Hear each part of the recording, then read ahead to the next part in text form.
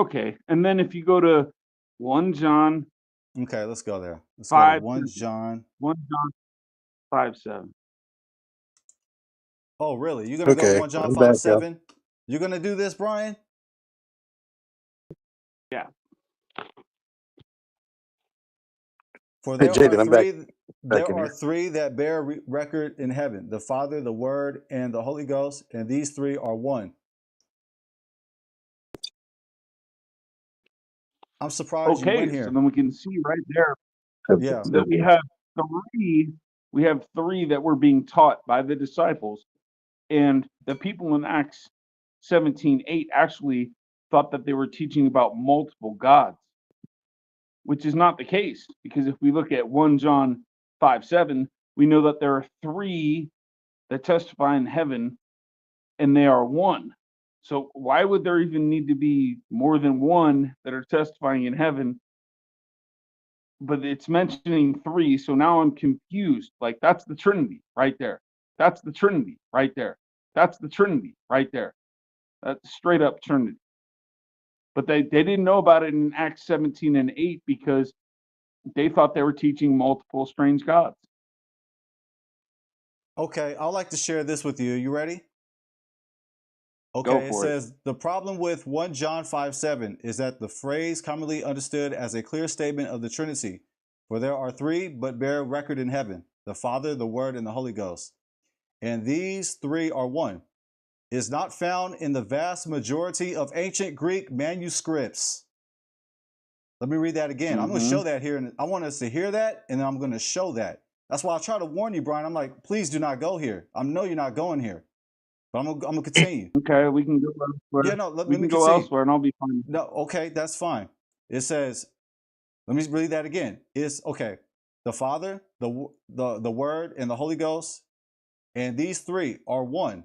Is not found in the vast majority of ancient Greek manuscripts, leading scholars to believe it was added later and is not part of the original text. Okay, it So, says this do you added know phrase Greek? is often called the Johannine comma. It's called the Johannine comma and is excluded from most modern translations of the Bible. And I'm not just going to say it, I'm going to show it. I didn't want to do this. Go ahead. Show it. Yeah, I'm going to show it. And this is from Bible.org. And there's other sources as well. I just pulled this up real quick because I used to use this, but I stopped using it. Okay. Someone's conjecture. Is this a different version of the Bible, or what is this? I'm going to read it again. The problem with 1 John 5:7 is that the phrase commonly understood as a clear statement of the Trinity. For there are three that bear record in heaven: the Father, the Word, and the Holy Ghost. And these three are one. Is not found in the vast majority of ancient Greek manuscripts.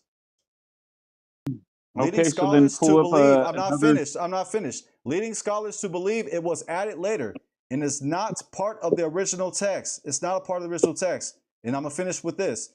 This added phrase is often called the comma Johannine or the comma Johannian and is excluded from most modern translations of the Bible. Okay, so what you're saying, it's excluded from most recent translations of the Bible. Mine's from 95. That's not so recent, but go ahead and pull up whatever Bible verse you want to from whatever translation you want. That particular Bible verse, actually.